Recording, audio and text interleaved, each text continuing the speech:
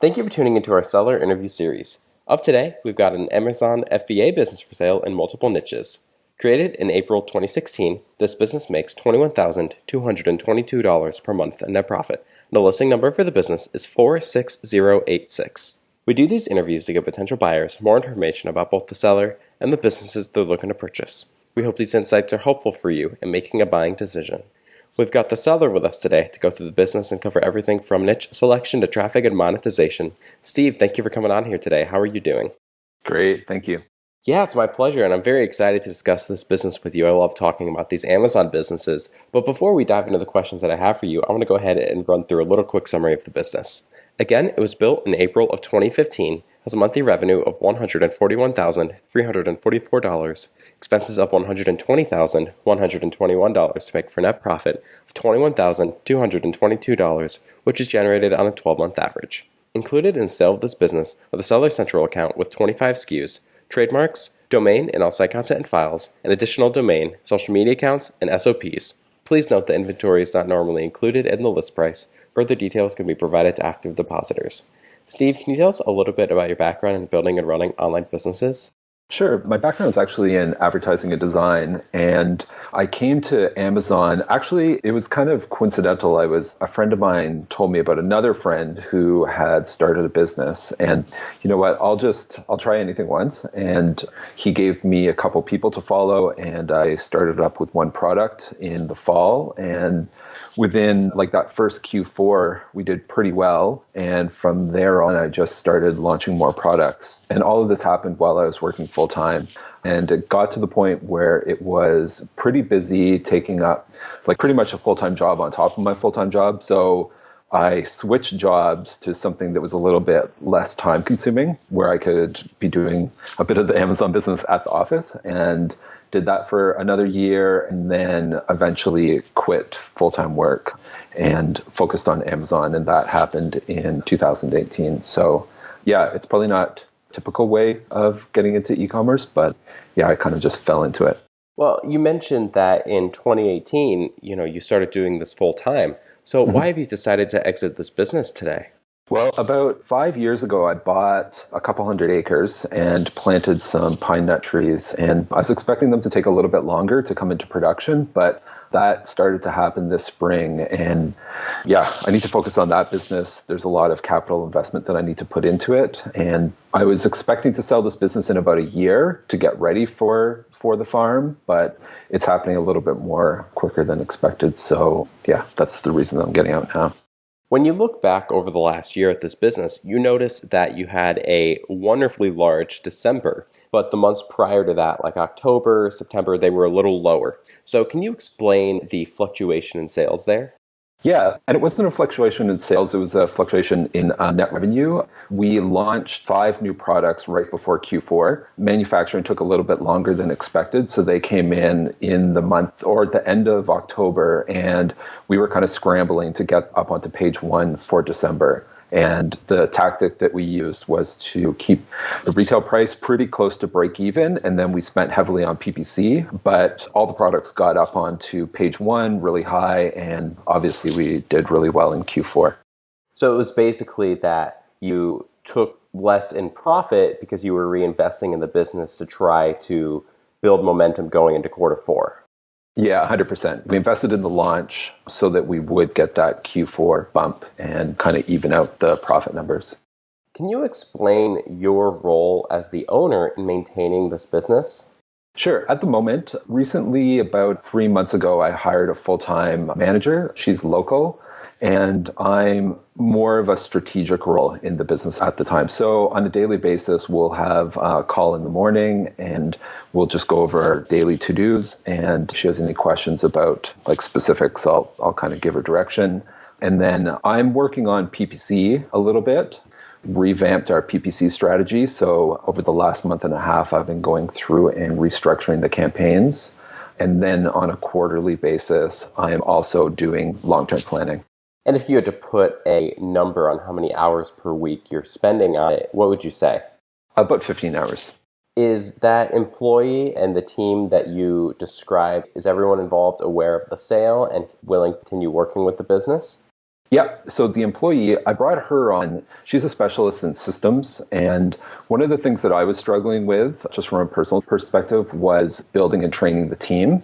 I've worked with a few VAs, and I'd always been trying to get to the point where I could hand off like 80% of the role to offshore VAs, but it never really worked out. And I brought her on to build the SOPs and train the team. So she would be able to help out, but I think the team that she's training is probably going to be all that you'll need to keep the business running going forward. Looking outside of Amazon, what kind of presence does this business have? So recently in December, we launched the e-commerce site on Shopify. And about that time, I realized that I was going to have to sell the business. So we didn't put a lot of effort into the marketing of the e-commerce business or the e-commerce site. So 99% of everything is coming through Amazon, and the e-commerce site is there. We're doing a little bit on Instagram, but for the most part, everything's happening on Amazon at the moment.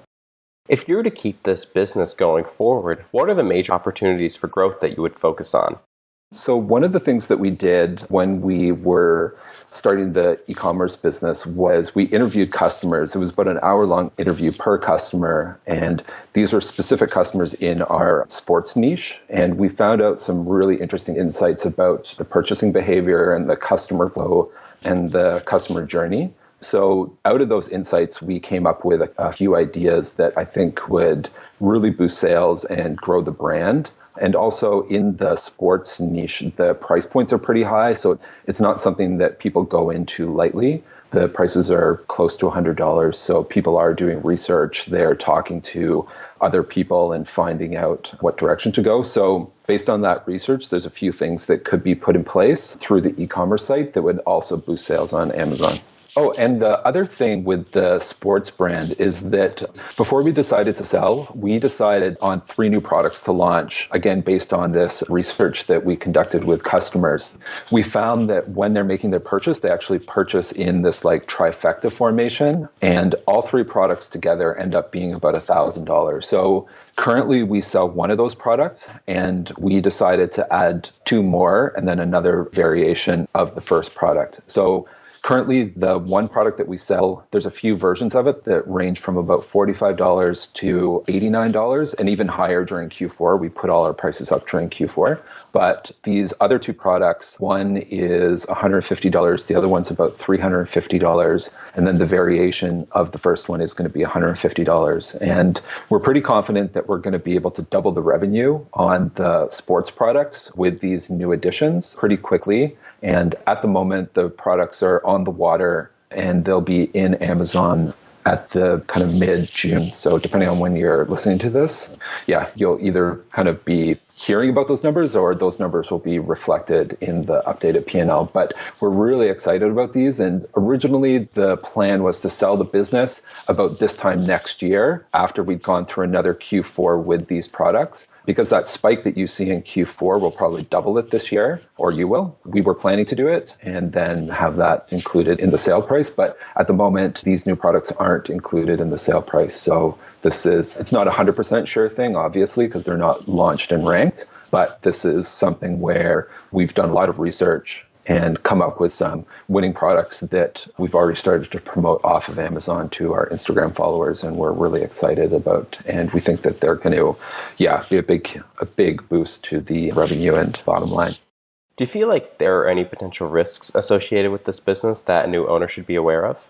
In general, on Amazon, you need to be careful about like things like hijackers, maintaining your standing with Amazon, following like the terms and conditions, those types of things. But we are brand registered. Both brands are brand registered with trademarks. One trademark is US, the other one is UK. And our accounts are in like perfectly good health. We have really good metrics. So I think if you maintain those, the risks could be mitigated. What advice would you have for someone who wants to get started with Amazon FBA, given that you've been so successful yourself? Something that I don't think I've struggled with this, but you hear a lot that you want to diversify, you want to be working off Amazon. And again, coming back to those interviews that we conducted with our customers, Probably half of the customers said that they actually did their research on Amazon. So when I first started, the thinking was that people would do their research off of Amazon and then come to Amazon to make the purchase. But from our experience in this niche, we're not finding that. People are coming directly to Amazon, doing their research there and their purchase. They really trust the reviews. They find a lot of value in like enhanced brand content and videos. So if I was going to do this again, I would probably not do anything off of Amazon that wasn't necessarily for the Amazon business. A lot of my role in the business over the last kind of 6 months has been thinking about diversifying. And yeah, if I was going to do that again, I would have put more focus into the Amazon business itself. Would you commit to a non-compete? Yeah, there's no problem there. And how much support are you willing to offer a new owner during the transition period? So both myself and my employee can support in anything that they need. We can build custom SOPs or be on call for, any type of training. Yeah, we're pretty easy. Are you open to negotiating on something like an earnout? Yep, that could be a possibility. Awesome. Steve, thank you very much for taking the time with me today. My final question, if you were looking at this business from the perspective of a potential buyer, why would you feel like it is an asset worth buying? I think there's a huge opportunity here. If the farm wasn't happening, I would actually love to keep this. There's two brands, and one brand that's in the office space, it's all the products that we started with. Most of the listings are 3 years old. One of them has close to 1,000 reviews. Very steady products that make good margins, and we barely think about them. They just generate cash. Then the other brand that was started more recently, about a year and a half ago, this brand is something that we think there's a lot of opportunity to get sales on Amazon through off Amazon channels. So working with the sports clubs themselves and building relationships with these clubs to then send them to the Amazon store. I think that there's a huge opportunity there, and there's some established brands that are working that way, but those established brands have a very poor presence on Amazon, and we have surpassed them like crazy on Amazon. So now it's our turn to kind of go where they started, which is in the clubs, and kind of take their business there as well. Awesome. I really appreciate it. And it's clear that you've built something that definitely has momentum going forward. So Steve, thank you very much for taking the time with me today. I really appreciate it. Great. Thank you. If you're watching this on YouTube, subscribe to our channel. If you want more information, the link will be below the video that will take you to this marketplace listing. If you're watching this on the listing page and want more information, become a depositor today. When you make the deposit, one of our business advisors will be in contact with you. You'll be given everything you need to review this business. Have a great day.